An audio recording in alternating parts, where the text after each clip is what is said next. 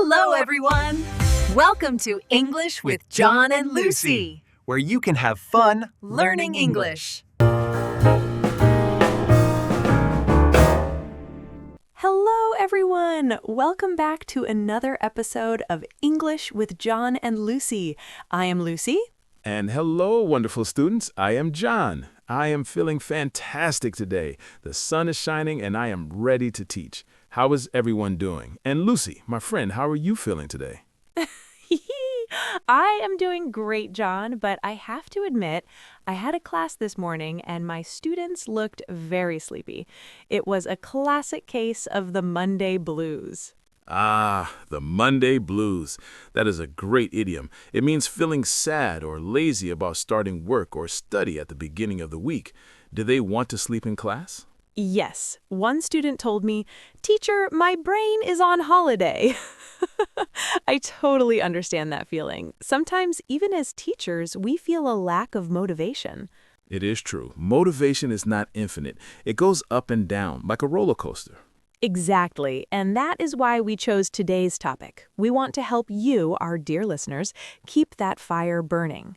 Yes, today we're talking about how to stay motivated. We have some great tips that we use in our own classrooms. So, John, when a student comes to you and says, "John, I want to quit. English is too hard," what do you tell them? I always ask them one question. Why did you start? You need to remember your purpose. That is so important. I call it finding your why. Exactly. I had a student named Min. He wanted to quit, but I reminded him that his dream was to work for an international company. Oh, that is a big dream. Did reminding him help? Yes, he closed his eyes and imagined wearing a suit, speaking English in a big meeting. Visualizing the reward helped him find his energy again. I love that. I tell my students, don't focus on the difficult grammar exercises. Focus on the trip to London or the new job or the movie you want to understand. Right. The grammar is just a bridge. The destination is the exciting part. Now, Lucy, I see a common mistake in my classes. Students set goals that are way too big. Oh, I see this all the time. A beginner student tells me, "Teacher Lucy, I want to speak perfectly like a native speaker by next month."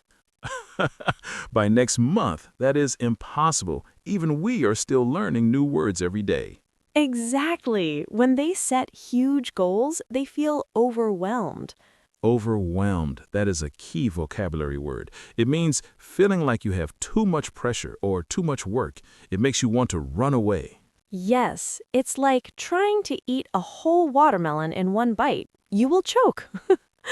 So, as teachers, we advise you to stop looking at the top of the mountain, look at your feet. So instead of big goals, we recommend micro goals. Micro means very, very small. Lucy, what is a good example of a micro goal you give your students? I tell them, don't try to study for 2 hours, just study for 10 minutes. Only 10 minutes? That sounds too easy. That's the trick. If it's easy, you will not be afraid. You will actually do it. For example, learn 3 new verbs today. I love that. When a student finishes learning 3 words, they feel successful. They feel proud. Yes, and that feeling creates momentum. Momentum, like a car moving down a hill. Once it starts moving, it is hard to stop. Exactly. The hardest part is just opening the book. So make the goal tiny. I personally use a technique that I share with my advanced classes. It's the checklist technique. Oh, I am a big fan of lists. I have lists for my lesson plans, lists for grading. Me too. Teachers love lists. But for students, I say, write down your micro goals. And when you've finished, take a red pen and cross it out. Yes, that feeling of ticking the box is so satisfying. Tick, done. It actually releases dopamine in your brain. It makes you feel happy and productive. So listeners, start a study journal. Write down, "Listen to John and Lucy podcast." And right now, check, you did it. See, you're already succeeding today. Now, John, let's be honest. Sometimes even teachers need a little prize to finish our work. That is true. Sometimes when I have to grade 50 essays, I tell myself, John, if you finish this, you can have a cookie. I do the exact same thing. I call it bribery. I bribe myself with chocolate or milk tea. And this works with students too. We call it the reward system. Yes, tell yourself, if I finish this grammar exercise, I can watch 20 minutes of Netflix. But you must be disciplined. No study, no Netflix. That's the rule. It gives you something to look forward to. It makes the hard work feel sweet. Another thing I notice is that students often study in boring places. Yes, they sit at a messy desk in a dark room. No wonder they fall asleep. Environment is everything. I tell my students to change their environment. Environment means the surroundings, the place where you are. Go to a coffee shop. I love preparing my lessons in a cafe. The smell of coffee wakes me up. Me too. Or go to a park. Fresh air is good for the brain. Exactly. If you associate English with a nice place, you will enjoy it more. Don't make studying a punishment. Make it a treat. John, do you have students who know a lot of grammar but are afraid to speak? Oh, so many. That's the teacher's dilemma. They have a lot of input, but no output. Input is reading and listening. Output is speaking and writing. Right. To stay motivated, you need to use the language. You need to communicate. I tell my quiet students, talk to yourself. Yes, it sounds funny, but it works. I tell them to look in the mirror and introduce themselves. Or talk to their pets. My student Lon tells me she practices English with her cat. The cat is a very good listener. That is perfect. Just getting the words out of your mouth makes you feel like an English speaker, not just a student. In our classrooms, we often do pair work, right, Lucy? Yes, turn to your partner and practice. We say that every day.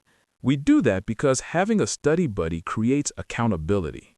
Accountability, that's a great word for our intermediate listeners. It means being responsible to someone else. If you study alone, it's easy to be lazy, but if you meet a friend, you have to show up. You don't want to let your friend down, so we recommend finding a partner, even online. Yes, it makes learning social and fun. You can laugh at your mistakes together. I had a student yesterday who brought a very old, thick book to class. It was Pride and Prejudice. Oh, a classic, but very difficult English. Yes, he looked so bored. He was almost crying. I told him, put the book away. Good advice, Teacher Lucy. If it's boring, you will quit. You must make it entertaining. I told him to read a comic book instead, or a blog about football because he loves football. Exactly. Use English to learn about things you love. Cooking, fashion, gaming, cars. When you enjoy the content, you forget you are studying. That's the secret to long-term motivation. Now, Lucy, we need to discuss a phenomenon that all teachers know, the plateau. Ah, the dreaded intermediate plateau. This is when students feel stuck. Yes, in the beginning, you learn fast, but then progress slows. You feel like you are not improving. I have students come to me looking so sad. They say, Lucy, I'm studying hard, but my English is the same. We must reassure them. A plateau is normal. It's like climbing a mountain. Sometimes the path is flat. Yes, your brain is consolidating information. You are improving even if you don't feel it. So the teacher's advice is, be patient. Don't quit. A breakthrough is coming. And in the age of social media, I see another problem. My students compare themselves to people on TikTok or YouTube. Oh, the comparison trap. It is very dangerous. They see someone speaking perfectly and they feel bad about themselves. We have to remind them, don't compare yourself to others. Compare yourself to yourself. Yes, I ask them, is your English better than it was 6 months ago? And the answer is usually yes. Exactly. That's the only comparison that matters. Focus on your own journey. Now, this might sound strange coming from a teacher, but sometimes you need to stop studying. I agree 100%. Rest is part of learning. If your brain is tired, you cannot absorb new vocabulary. You need to recharge. I tell my hardworking students, take Sunday off, no English. Go for a walk, sleep, play games. Come back on Monday with fresh energy. Avoiding burnout is very important. John, do you remember when you learned a second language? Oh, yes. I learned French in university. It was so hard. I remember learning Japanese. I made so many mistakes. I once asked for a shoe instead of water in a restaurant. That is hilarious. But it is good for us to remember that feeling. Yes, it helps us empathize with our students. We know it's a long road. And looking back at our old notebooks is fun. You realize how much you have grown. We tell our students to keep their old work to see their progress. Finally, we always recommend using technology. Yes, there are so many great apps for gamification, making learning like a game. I use apps in my classrooms all the time. The students love earning points and badges. It makes homework feel like play. Use the tools you have in your pocket. Wow, we have covered a lot of ground today, John. Let's recap our teacher tips for the listeners. Okay, here's the summary. Find your why, your purpose. Set micro goals. Keep it small. Use a checklist. Bribe yourself with rewards. Change your environment. Find a study buddy. Don't compare yourself to others. Accept the plateau and take breaks. Before we go, let's teach a little bit of grammar that helps with motivation. Yes, we used a very good structure today. Keep plus verb-ing. We use this to encourage students. It means continue doing action. So we say, keep going. Keep trying. Keep practicing. And importantly, don't stop. Keep moving forward. Okay, class. Now it is time for your homework. But don't worry, it is fun homework. We want you to set a micro goal for tomorrow. Go to the comments section and tell us one small thing you will do. For example, I will read one news article, or I will learn 5 adjectives. Writing it down is a promise to yourself, and we will be checking the comments.